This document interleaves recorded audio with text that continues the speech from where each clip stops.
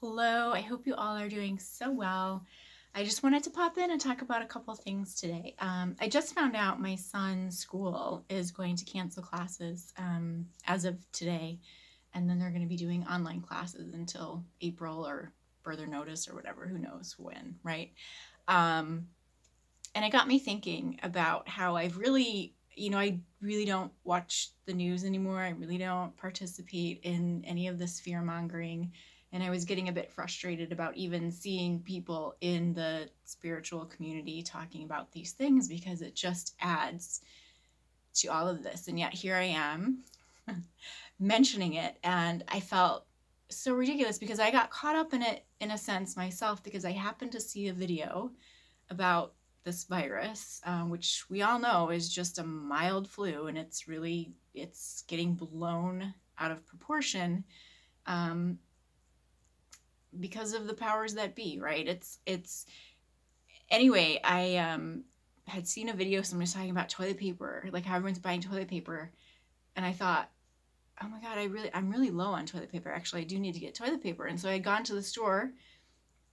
And lo and behold, there was no toilet paper on the shelves. Like it was just on pallets, and it's like they couldn't keep it stocked. So I thought, even in my avoidance, um, I still am like party to the whole dynamic still. It's so strange to me. And yet so telling about this world and the way things go. Um, I remember thinking about when I was going through a divorce, and I will connect all of this, I promise. Um, how crazy it was because I remember in the beginning thinking, okay, we're not gonna fight. We're gonna like make this amicable, right? But then you start getting these letters from the lawyers and they're saying all this shit, and it's like, what the hell? Like this is not the person. This is not what we agreed to. We said we were gonna like be amicable and we were gonna, try and work things out here. And all of a sudden I'm getting blamed for this or that and whatever. And then it took me a long time to realize, okay, it's not me and it's not my spouse, it's the system, because the lawyers take these, whatever the issues are, right? And they write it in their own speak. They write it in their own words. And of course, because they are defending the client, it's coming off, it's very defensive from both sides, right? But if you don't realize that that's the game that's being played, you get pulled into it as well. And then you start like, oh my God, I have to protect myself, right? So at all costs, now I need to make sure I'm not going to give an inch. I'm not going to give this or that. But it's realizing the system has been set up this way to just make everything worse, to defeat us. Even when we're trying our very best to be kind, to be fair, we also don't want to be taken advantage of. So then we start to throw up these walls. And it's very similar to what's going on now. It's like, well, the government has issued something, right? So now all of the school districts have to comply because of course they're a part of that. They're a part of the government. They're a part of the system, right? But even so, it's like no one wants to be looked at as being negligent, right? So in order to cover our asses, now we have to make sure that we're doing something to make it look like we're not being negligent. And it just creates this whole crazy scenario. It's like, what came first, the chicken or the egg? Nobody even knows anymore. And I'm sure it's like we're going to have some kind of weird thing where, remember back in the days of coronavirus, it's like you could only use 5 squares of toilet paper at one time, right? Because we didn't want to run out. Like we were worried that if we go under quarantine, we're not going to have toilet paper. It's like, it's where does these things come from? As we start to look back, it's like, it's pure insanity. And my point about bringing all of this up is that the problem with this, right? Let's just forget about any specific issue that this has to do with. It's recognizing the fear that this brings up inside of us. And what does that do? The last couple of weeks, I've spent a lot of time in my own realm with my own issues, but really studying this trauma and the nervous system and what happens, right? Because essentially, it's like we all think we're having this experience and we're walking through life and all these things are happening. And yet we have these times where we have these anxieties and these emotions that are coming up and we're feeling triggered, right? This is what we call it. Oh, I'm being triggered by something. Or something happens and we have this over the top reaction, or we don't understand and we're confused and we're like, why am I feeling this way? And it all comes down to the same thing. And it's the fact that we have this, we're being controlled by this thing back here, right? which is this reptilian brain, which is this sympathetic nervous system or the automatic nervous response, which is triggered by fear in any form. But it's to recognize that what is fear for each of us is different. We will be triggered in different ways based on our original kind of patterns that were embedded into our system.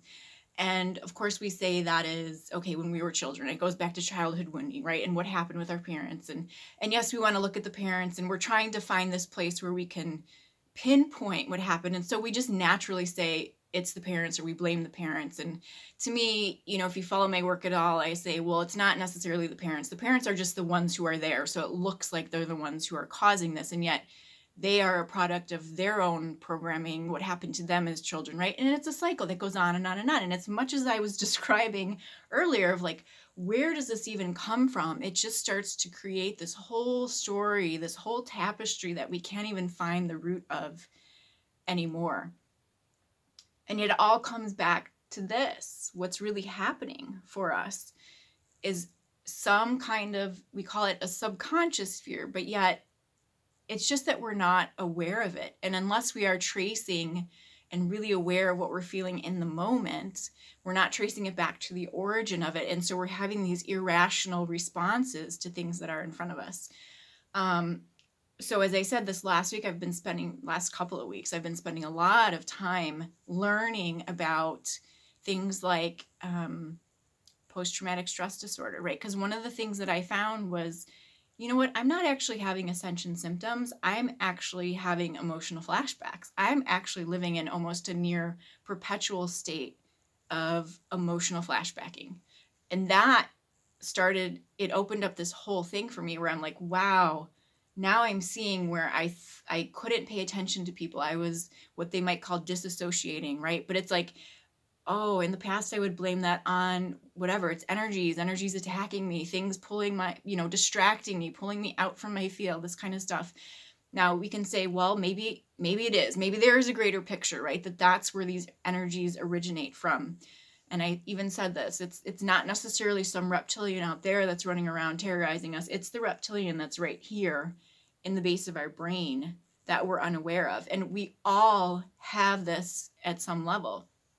So when we start to get triggered with this fear of the things that we're seeing, this is where the meditation, the stillness, the taking the time really becomes important, because what we are doing is now training rather than our lives, our bodies, our experiences being driven by this automatic response.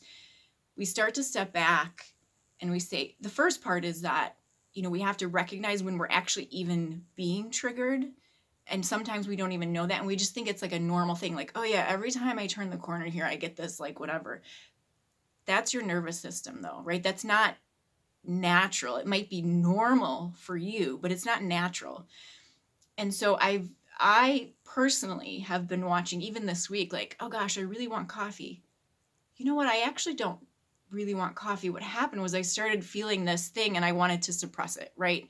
Noticing at a very, very refined, deep level, everything that I'm feeling. And then pushing aside that desire to kind of squelch this feeling and saying, okay, I'm feeling nervous. Actually, I'm not feeling nervous at all. Actually, what I'm feeling is a lot of fear. And I'm fearful because I haven't gotten a message back about this or that, or I haven't heard back about this thing, or I'm really afraid to look at this because I know it's going to be a bigger, right? It's like all of a sudden, all of these things that I have been, where we'd say like I procrastinate or I avoid or I'm depressed or I isolate. It's not that I do those things. It's that those things are a cover for the emotions and the feelings that I'm having inside of my body. And this is where I've been saying a lot of this spiritual realm encourages this bypassing of not feeling the feelings. And then we start saying things like, well, feelings are just consciousness that comes into blah, blah, blah. We do have to pay attention, because as you start to pay attention, you're going to start to recognize where you are actually being triggered and how this is really running your life in a most ridiculous way. And so that when you start to see that there is no toilet paper on the shelves, suddenly you're not going into full-blown panic emotionally in your nervous system, right? And then you start like, now you're screaming at your kids, and now like whatever, you're having an argument with your husband and this kind of thing, not realizing, okay, hold on, let's go all the way back to where did this come from? It's a pattern, it's a system, we all have it. And my reason for bringing up this virus, right, is that it's actually a very good lesson for those of us who are kind of on the front line, these front runners or light workers, whatever you want to call yourself, or what we call ourselves, to learn this pattern within ourselves and how this can trigger us, and how just seeing other people can start to provoke this anxiety. But is it really about the end of the world, or is it really about some kind of original fear that you had as a child? Like you really thought you weren't going to survive because no parent showed up when you were crying and screaming for an hour, that kind of thing. And the point is that when you start to recognize that, when you start to feel those feelings come up inside of you, then you can stop that because of your awareness. And what the next point, right, what we want to do then is to actually trigger what would be the parasympathetic response, right, which is the reverse of that fight or flight, all that cortisol, all those hormones pumping through your body. This is where we say, okay, well, this is where meditation comes in, where this can be helpful to know your stillness, to be able to pull yourself into that space of stillness and to automatically go there then, so that as you start to feel the anxiety, it's no longer about, what is this? Because someone said, in this chaos realm now, in the middle of the system, not here, now you're dropping into your heart space. But it's not in a bypassing way. You know your pattern, you know the origin of it, you know what the trigger is for yourself. And now in a very masterful, refined understanding of what's going on within your brain, within your body, within your emotions, and therefore your energy field, you can bring all of this together now. This is what this full integration and this full embodiment is really about. It's not about saying, let's just pray and call in light for the planet. Okay, there may be a time and a place for that. But if you, within your own self, are not stabilized and are not understanding how your brain is triggering your body to go into this overdrive and this response that doesn't actually serve you, and in fact makes life worse, and in fact affects those around you that you love and that you really want to help and support, and yet you're hurting them because you're not understanding what's going on inside of you.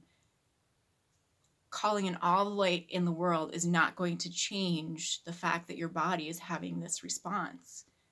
And until we kind of take ownership of that and we really understand it and we accept that, okay, we can call ourselves light beings, but also we have a human body and we are still subjected to the rules of the human body.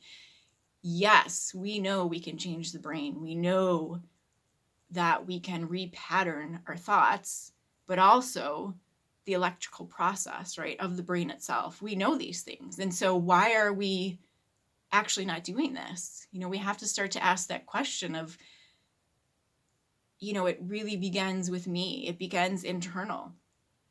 And so therefore, the message, the energy that I am sending out from myself then is not contributing to the fear. It's saying, okay, I know who I am. I know what triggers me. And I know that I'm not going to fall into that trap of what this brain wants to tell me to do. So we can say, okay, yes, there are controlling energies on this planet, but to also recognize that is exactly what's in here, what is driving our reality. So to take control of our body, because so many of us have given that away. We don't even feel like we deserve to take up space, right, most of the time. So, of course, there's much more to this at an energetic, I want to use the word fusion, but it is, right, the light field. Where does the light field meet into the tissues of the body? That's a little bit more technical, and that's a lot of the stuff that I go into in the group sessions that I've been doing on Thursday nights. If you're interested in that, that is tonight at 7:00 as well.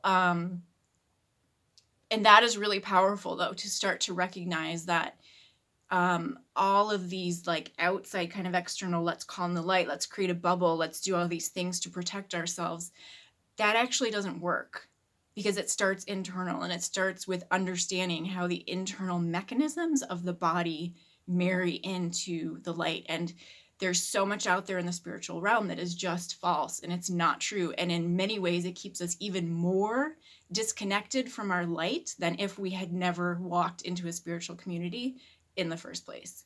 There's a lot of traps, there's a lot of distortion, there's a lot of misinformation. And on top of that, there is almost a reversal of giving away our power by virtue of doing things with the light body and the energy centers that are just, it's disgusting what's going on with a lot of this. So at any rate, if any of that resonates with you, I do have the group session on Thursday nights where we go more in depth, taking this step by step, really working with this, coming in and knowing our own selves.